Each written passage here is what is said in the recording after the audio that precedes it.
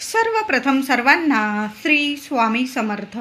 स्वामी महाराजांच्या कृपेने तुमच्या सर्व चांगल्या इच्छा पूर्ण होत ही स्वामींचरणी प्रार्थना करते आणि आजच्या व्हिडिओला सुरुवात करते. उद्या 6 सप्टेंबर 2025 शनिवार रोजी अनंत चतुर्दशीचा दिवस आलेला आहे. सोन्यासारखा दिवस आहे.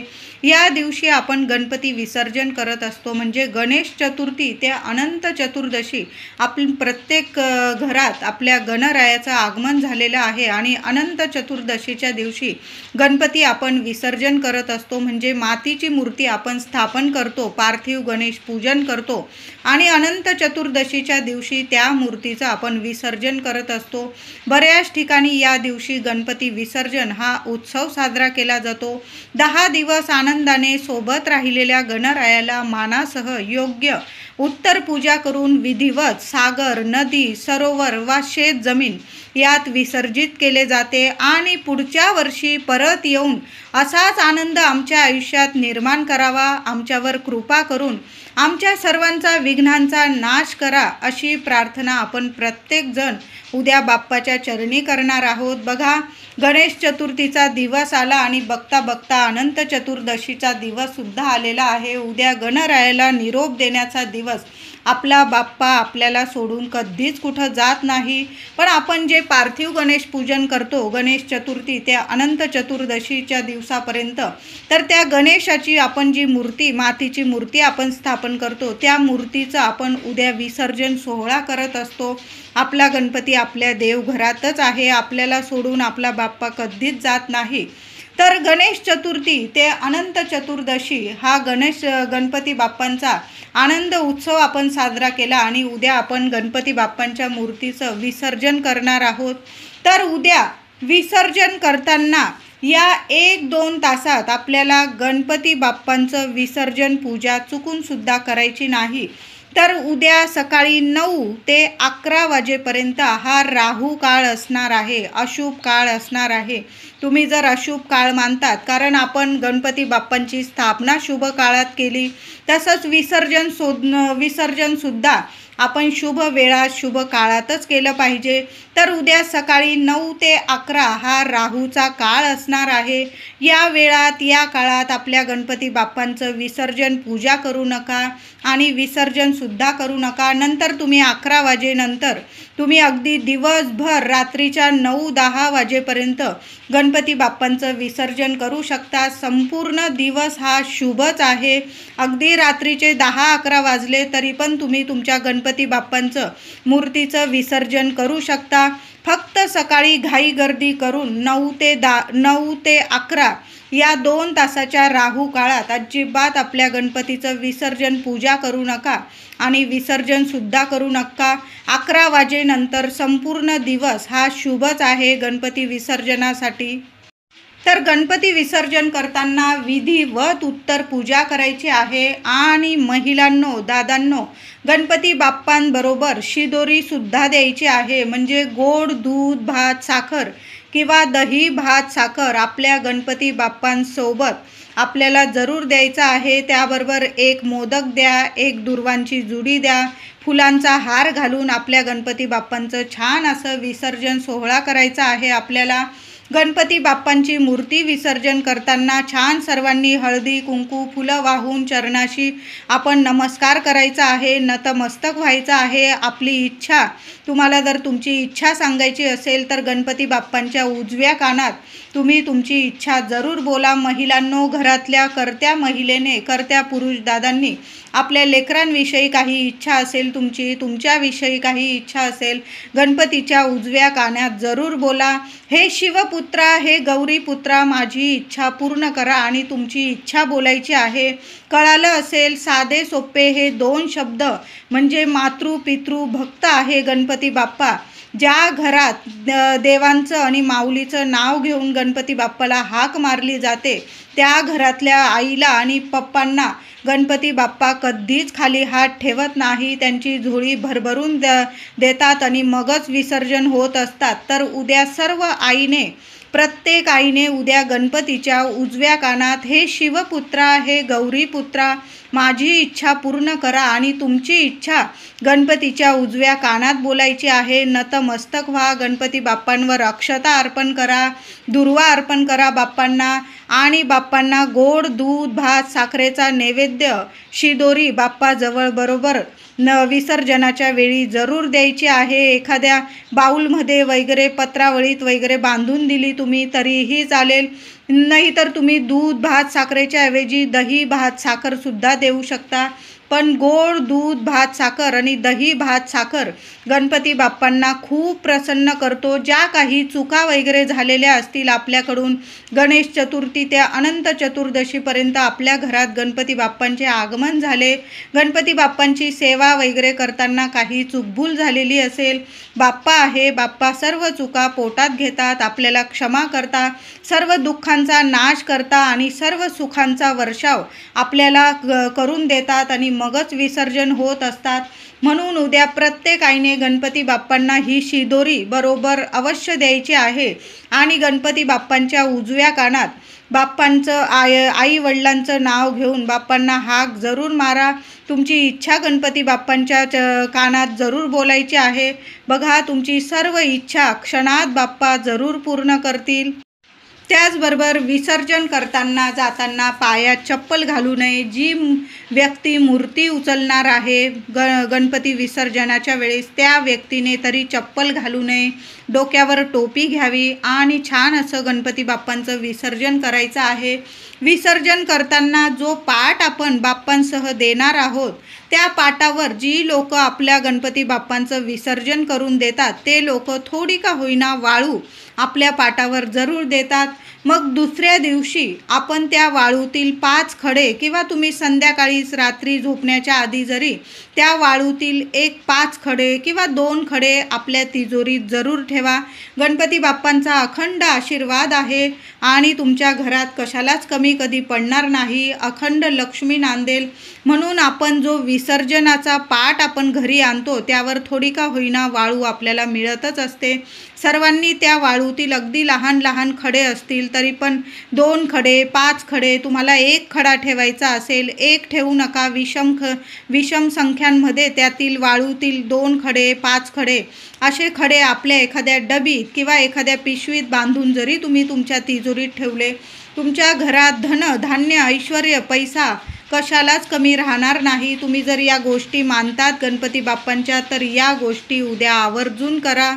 उद्या अनंत चतुर्दशीचा दिवस, जसा गणपती विसर्जनाचा दिवस, तसाच या दिवशी आपण श्रीहरी विष्णूंची सेवा, पूजेचाच हा दिवस आहे. लक्ष्मी नारायणांच्या सेवेचा हा दिवस आहे. या दिवशी अनंत रूपात, अनंत नामाने प्रसिद्ध असलेले भगवान श्रीहरी विष्णू यांची 1001 तुळशीपत्र वाहून आपण पूजा करत असतो. तुळशीसारखे पावित्र्य, भक्ती, त्याग आमच्यातही निर्माण होऊन आम्हीही देवा तुला प्रिय असू दे व तुझ्या चरणात, हृदयात आम्हाला तिच्यासारखे, तुळशी मातेसारखे स्थान प्राप्त होऊ दे, हेच हे व्रताचं सांगणं असतं. म्हणून उद्या तुळशीपत्र उद्या आपण भगवान श्रीहरी विष्णूंना जरूर अर्पण करायचं आहे. तुमच्याकडं जेवढी तुळशीपत्र असतील, महिलांनो, दादांनो, उद्याचा दिवस खूप खास आहे. आपण जसं गणपती बाप्पांचा विसर्जन विधी करणार आहोत, तशाच पद्धतीने उद्या भगवान श्रीहरी विष्णूंची सुद्धा पूजा करायची आहे. लक्ष्मी मातेची सेवा करायची आहे. तुम्ही रात्री जरा उशिरा सेवा केली, अगदी रात्रीच्या 12 वाजेपर्यंत सेवा केली ना तरीही चालेल, पण उद्या सेवा अजिबात चुकवू नका. देवघरात बाळकृष्णांची मूर्ती असतेच आणि असायलाच हवी. प्रत्येकाने बाळकृष्णाच्या मूर्तीवर महिलांनी सेवा करा, दादांनी करा, जोडीने करा. मी तर म्हणते सहकुटुंब, सहपरिवार उद्या भगवान श्रीहरी विष्णूंची आणि माता लक्ष्मीची सेवा आवर्जून करा. बाळकृष्णाच्या मूर्तीवर विठू माऊलीची मूर्ती असेल तर आवर्जून दुधाने किंवा पंचामृताने किंवा केशर मिश्रित दुधाने किंवा केशर मिश्रित पाण्याने आपण भगवान श्रीहरी विष्णूंच्या मूर्तीवर अभिषेक जरूर घालायचा आहे. बाळकृष्णांच्या मूर्तीवर अभिषेक घालायचा आहे. ओम नमो भगवते वासुदेवाय नमः. उद्या जेवढा वेळा मंत्र जपता येईल ना तेवढा वेळा मंत्र जपायचा आहे. आणि उद्या मूर्ती बाळकृष्णाची मूर्ती स्थापन करताना तुळशी पत्राची रास करा किंवा तुम्ही अख्खे तांदूळ अक्षतांच्या राशीवर जरी देवांची मूर्ती स्थापित केली, दुसऱ्या दिवशी त्या अक्षता तुम्ही तुमच्या मोठा डबा असेल आपला, जो साठवणुकीचे तांदूळ आपण साठवतो महिलांनो, त्यात जरी टाकून दिले, वर्षभर तुम्हाला आयुष्यभर धन धान्य ऐश्वर्याला कधीच कमी पडणार नाही. तुमचा डबा कधी खाली होणार नाही. तुमच्या घरात अन्नपूर्णा माता अखंड वास करेल. तुमच्या घरात धन धान्य साठत राहील, कधीच कशाला कमी पडणार नाही. तुमच्या घरावर लक्ष्मी मातेची कृपा होईल. म्हणून उद्या बाळकृष्णाच्या मूर्तीवर अभिषेक करून मूर्ती स्वच्छ पुसून तांदळाच्या राशीवर जरूर स्थापित करायची आहे किंवा तुम्ही तुळशी पत्रावर सुद्धा स्थापित करू शकता. मग दुसऱ्या दिवशी त्यातील एक तुळशीपत्र आपल्या तिजोरीत तुम्ही ठेवून दिलं तरीही चालेल. वर्षभर ते तुळशीपत्र राहू द्या, कशालाच कधी कमी पडणार नाही. चतुर्दशीचे व्रत आहे. राजेशाही सुख मिळवून देणारे व्रत म्हणजे अनंत चतुर्दशीचे व्रत आहे. अनंत म्हणजे जो कधीही संपत नाही, मावळत नाही. अनंत चतुर्दशीला भगवान श्री हरी विष्णूंची अनंत रूपाची पूजा केली जाते. अनंत धागा बांधण्याची आपली जुनी परंपरा आहे. अनंत धागा, अनंत सूत्र स्त्रियांनी डाव्या तर पुरुष मंडळींनी उजव्या हातात बांधायचा आहे. कळाला असेल, लाल पिवळा कलावा असतो, तो उद्या पूजेत ठेवायचा आहे तुम्हाला. आणि तो धागा महिलांनी डाव्या हातात तर पुरुष मंडळींनी उजव्या हातात बांधायचा आहे. तुमच्या लहान मुली असतील तर त्या मुलींच्या डाव्या हातात बांधायचा आहे, तर मुलं असतील तर मुलांच्या उजव्या हातात हा सूत्र म्हणजेच अनंत सूत्र बांधायचं आहे. आवर्जून महिलांनो अनंत सूत्राची धाग्याची सेवा आवर्जून करा. वर्षभर आपल्या लेकरांचं कायम रक्षण होत राहतं. साक्षात लक्ष्मी नारायण आपल्या लेकरांवर म्हणजे आशीर्वादांचा वर्षाव करतात आणि कधीच आपल्या लेकरा बाळांना कुणाची नजरबाधा होत नाही. अनंत सूत्र म्हणजे अनंताचा धागा स्त्रियांनी डाव्या तर पुरुष मंडळींनी उजव्या हातात बांधल्याने, अनंताचा धागा बांधल्याने, हातात धागा बांधल्याने सर्व दुःखांचा संकटांचा नाश होतो. म्हणून हे अनंत चतुर्दशीचे व्रत अवश्य करायचे आहे. तुम्ही हे व्रत देवघरात देवांसमोरच करायचं आहे. वेगळी पूजा मांडणी नाही केली तुम्ही तरीही चालेल. तुम्हाला वेगळी पूजा मांडायची असेल तर तुम्ही तशी पण मांडू शकता. ज्या जागेवर तुम्हाला पूजा मांडायची असेल ती जागा स्वच्छ गोमूत्राने पुसून घ्यायची आहे. रांगोळी काढायची, पाट मांडायचा, पिवळा किंवा लाल कापड अंथरायचा आहे. स्वच्छ त्या पाटावर प्रथम गणपती बाप्पांची सुपारी मांडायची आहे. जरी गणपती बाप्पांचं उद्या विसर्जन आहे तरी पण कुठलीही पूजा मांडताना गणपती बाप्पांची सुपारी मांडायची आहे. नंतर लक्ष्मी नारायणांचा एकत्रित तुम्हाला फोटो ठेवायचा आहे. बाळकृष्णांची मूर्ती स्थापित करायची आहे. साध्या सोप्या पद्धतीने आपण अशा पद्धतीने पूजा मांडू शकता. अनंताचा लाल पिवळा कलावा देवांसमोर ठेवायचा आहे. दिवा प्रज्वलित करायचा आहे. फुलांची रास करायची आहे. देवांना काहीतरी गोडाधोडाचा नैवेद्य दाखवायचा आहे. तुम्ही खिरीचा नैवेद्य करू शकता, शिऱ्याचा नैवेद्य करू शकता. पण नैवेद्य दाखवताना भगवान श्री हरी विष्णूंना नैवेद्य दाखवताना त्यावर तुळशीपत्र, एक का होईना तुळशीपत्र ठेवायचं आहे. उद्या भगवान श्री हरी विष्णूंना 1001 तुळशीपत्र विष्णू सहस्त्र नामावली पठन करत करत किंवा ऐकलात तुम्ही किंवा ओम नमो भगवते वासुदेवाय नमः या मंत्राचा जप करत करत जरी तुम्ही भगवान श्री हरी विष्णूंना तुळस अर्पण करायची आहे. जेवढी तुळस असेल तुमच्याकडं तेवढी भगवान श्री हरी विष्णूंना उद्या तुळस जरूर अर्पण करा. आपल्या मुलांकडून सुद्धा तुळस अर्पण करून घ्या. पती पत्नीने जरूर अर्पण करा. मुलांकडून अर्पण करून घ्या. कितीही तुम्हाला दुःख दारिद्र्य असेल, घरात काही चिंता असेल, संपूर्ण नष्ट होईल आणि तुमच्या घरात सुखाचा वर्षाव होईल. राजेशाही सुख तुम्हाला प्राप्त होणारं व्रत आहे म्हणजे अनंत चतुर्दशीचं व्रत सर्वांनी नक्की करा. उद्या अनंत चतुर्दशीचा दिवस भगवान श्री हरी विष्णूंना तुळस व्हायची असेल, तुम्हाला तुळशीची सेवा करण्यासाठी चुकून सुद्धा उद्या तुळस तोडू नका महिलांनो. आदल्याच दिवशी तोडून ठेवा किंवा तुम्ही फुलवाल्या दादांकडून विकत आणली तरीही चालेल. महिलांनो, दादांनो, तुम्हाला तुळस लावायची असेल अंगणात सोन्यासारखा दिवस आहे. अंगणात तुळस जरूर लावा. पुढं पितृपक्ष सुरू होत आहे, मग 15 दिवस तुम्ही तुळस नाही लावली तरीही चालेल, पण उद्याचा दिवस खूप खास आहे. उद्या तुळस अवश्य लावायची आहे, आवर्जून लावा. दुसऱ्या दिवशी बघा चंद्रग्रहण आलेलं आहे, ग्रहणाच्या वेळात सुद्धा तुळस लावू नका, तुळस तोडू नका. सेवेसाठी आपल्याला तुळस लागणारच आहे.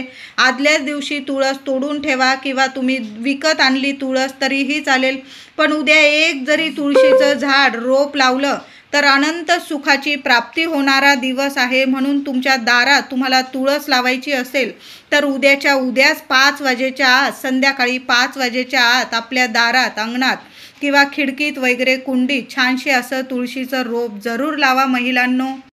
अनंत चतुर्दशीचा दिवस वर्षातून एकदाच येतो. अनंत मंत्र किंवा भगवान श्रीहरी विष्णूंचा ओम नमो भगवते वासुदेवाय नमः या मंत्राचा जप सर्वांनी जरूर करायचा आहे.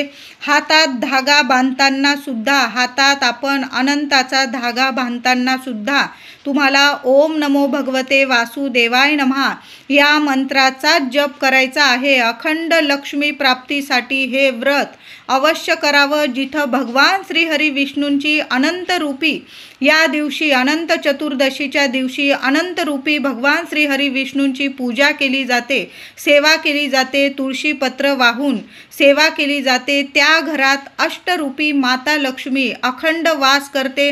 ते घर सोडून, तो उंबरठा सोडून माता लक्ष्मी कधीच बाहेर जात नाही, आपल्याला सोडून जात नाही. आणि बघा, जिथं अखंड लक्ष्मी नांदते तिथे आपले सर्व स्वप्न माता लक्ष्मी जरूर पूर्ण करत असते. जे आपण कधी स्वप्न पण पूर्ण पाहिले नसतील ते सुद्धा आपले स्वप्न माता लक्ष्मी भगवान श्रीहरी विष्णू नक्कीच पूर्ण करता.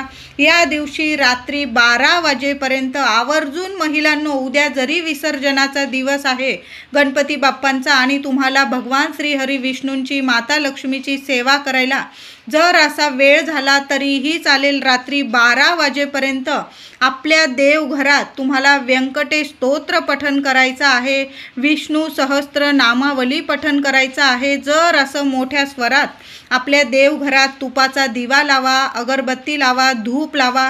घरातील वातावरण इतकं प्रसन्न करा की माता लक्ष्मी, भगवान श्री हरी विष्णूंची अनंत रूपी आपल्यावर म्हणजे आशीर्वादांचा वर्षाव झाला पाहिजे असा उद्याचा दिवस आहे. म्हणून उद्या व्यंकटेश स्तोत्र किमान 1 वेळा का होईना जरूर पठण करा. तुम्हाला जास्तीत जास्त वेळा पठण करायचं असेल 11 वेळा 16 वेळा पठण करू शकता तुम्ही.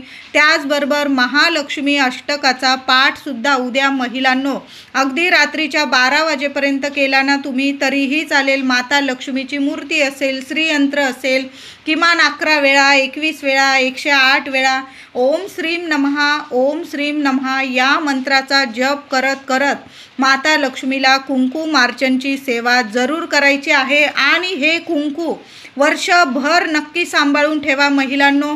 कुठंही घराबाहेर काही कामानिमित्त तुम्ही जात असाल, पतिदेव, मुलं, तर मुलांना किंवा पतीला किंवा तुम्ही स्वतः कपाळी लावून ते कुंकू लावून बाहेर पडत जा. प्रत्येक कामात तुम्ही यशस्वी व्हाल, कधीच अपयश घेऊन घरी येणार नाही तुम्ही. असा हा उद्याचा दिवस आहे. सोन्यासारखा माता लक्ष्मीची सेवासुद्धा आवर्जून करायचा आहे. तुम्हाला जेवढी सेवा जमेल ना, 1 वेळा पुरुष सूक्तम बोला, 1 वेळा स्त्री सूक्त, महालक्ष्मी अष्टकाचा पाठ करा.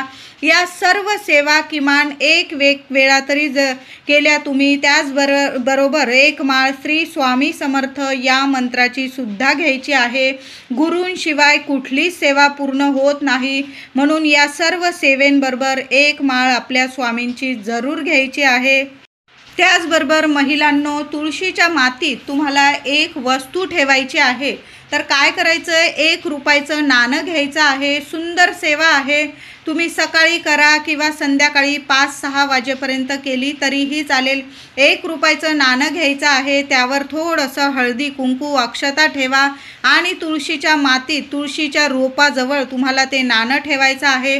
दिवस रात्र राहू द्या. दुसऱ्या दिवशी तुम्हाला 7 तारखेला सकाळी आंघोळीनंतर ते नाणं घ्यायचं, एका लाल कपड्यात बांधा आणि आपल्या तिजोरीत ठेवायचा आहे। वर्षभर तुमच्या घरात पैसा नाही असं कधी होणार नाही। त्याचबरोबर उद्या देवघरात मूठभर धणे आणि थोडीशी साखर देवांना नैवेद्यात जरूर ठेवा।